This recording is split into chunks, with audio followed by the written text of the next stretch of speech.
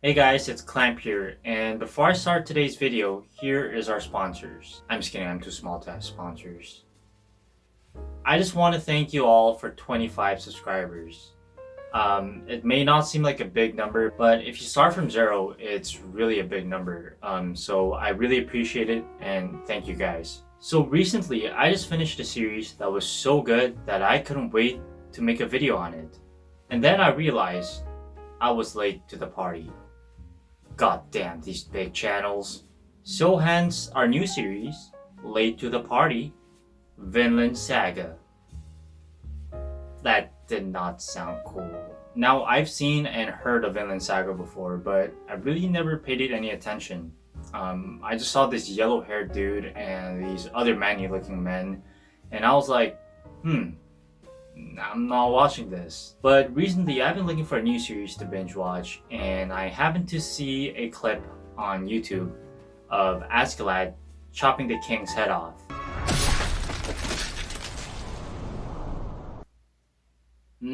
Yeah. I might have been spoiled a little bit, just a little bit. But Askeladd and that scene was so cool. I was like, maybe I should give Vinland Saga a try.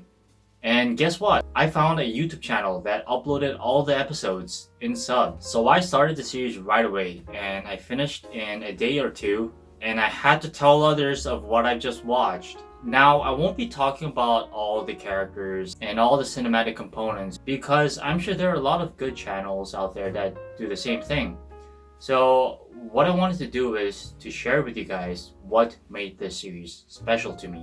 So the first thing I want to say is that this anime is different. Now that may seem like a lazy way of me saying, oh, this anime is different, it's better than, whatever. But that's not what I'm saying. This story isn't about a boy who found some kind of superpower and now has to protect the world from some kind of apocalypse.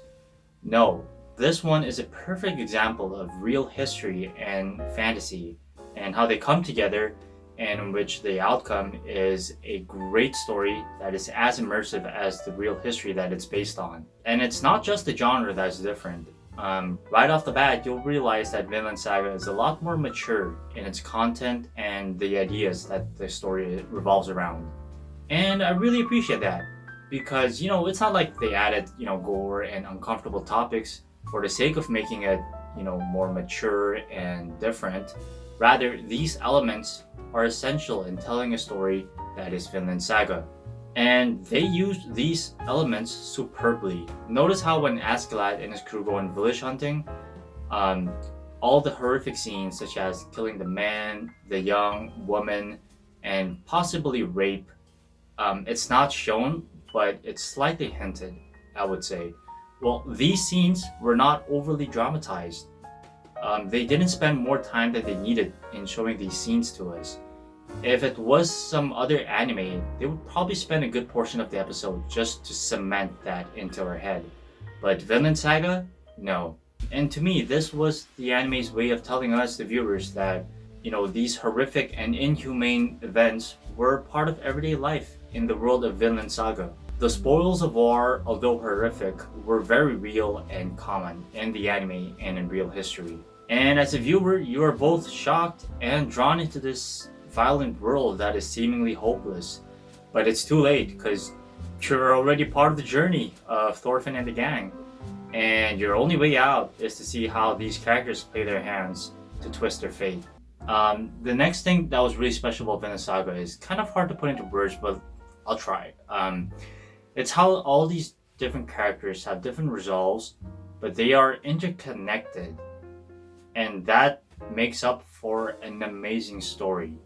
So let me explain further. The main character is Thorfinn, and we are all watching him to grow and finally take his revenge on Askeladd. But during that time, we're exposed to the goals of other individuals as well. Now, if you look at it in a very narrow sense, Thorfinn's immediate goal is to kill Askeladd and take revenge.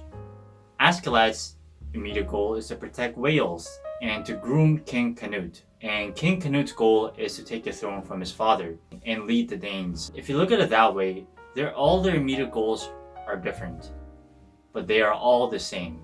Although much of Thorfinn's resolve in the anime is his burning revenge for the death of his father, the thought of Vinland, a place where there's supposedly no slavery, no suffering, a paradise overall, is always at the back of his head. And it's been the thing that really fascinated him as a kid. That's something that he holds dear in his heart. And then we have Askeladd, a very complex hero. He's portrayed as a very charismatic, cunning, wise, oftentimes very morally not straight. He wants to protect Wales because he is of Welsh heritage, the only heritage that he honors, and he will do anything to protect his mother's homeland. And we see in the anime that he even sacrifices himself to protect Wales from being invaded. But in doing so, he also protects something as equally as important to him, and that is peace. He chooses a path that would save his mother's hometown, Wales, but also save King Knud. You may ask, why would he save King Knud?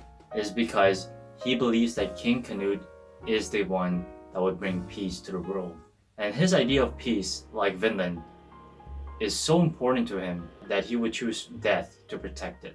And then finally we have King Knud. At first I thought he was just a wimpy kid, but I was really wrong. And he's one of the most wise and enlightened individuals in the series, which is why I guess Askeladd chose him. King Knud, although portrayed as a very wimpy kid at first, through Askeladd's very cunning and kind of immoral, ways of maturing him, his character went through a lot of development. He's one of the few individuals in the whole series that think these battles that they're having are meaningless. He's like Thor's in that they believe these battles ultimately have no benefit for either side. Thor used to say to Thorfinn, you have no real enemies, there's no reason to fight, and he is right, and King Knud realizes that.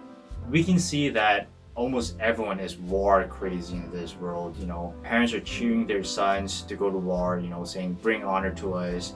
They're not really worried if you're gonna get killed because they think that it's a good thing if you get killed in battle because you get to Valhalla, the heaven. But battle is one aspect of war. After the war is over, all there's left is suffering. Children are left without parents. Parents are left without children. It's just suffering. And we see this in real world too. King Knud, much like Thor's, realizes that something has to be done, and that is to bring peace. So although the three characters have different immediate goals, what they all really seek is the same. And I think the way the story progressed is, they showed us the immediate goals of these characters. How they also show that the overarching theme is peace was really beautiful, and the way they did it was so fun for us to watch. So yeah, I just want to say that I really enjoyed watching Vinland Saga, and it's probably my top 10 now, and I highly recommend you watch it. Now guys, I did want to go deeper into these characters because, as you all know, they are complex, interesting, fun characters. But, due to a time constraint, I couldn't. So if you want my take on these characters, please do leave a comment below. So there we have it, our very first Late to the Party series where I missed the hype train and I discovered gems. If you enjoyed this video, please do consider subscribing and liking the video. It helps me out a lot. And I hope to see you guys in the next one. Thanks for watching. Bye.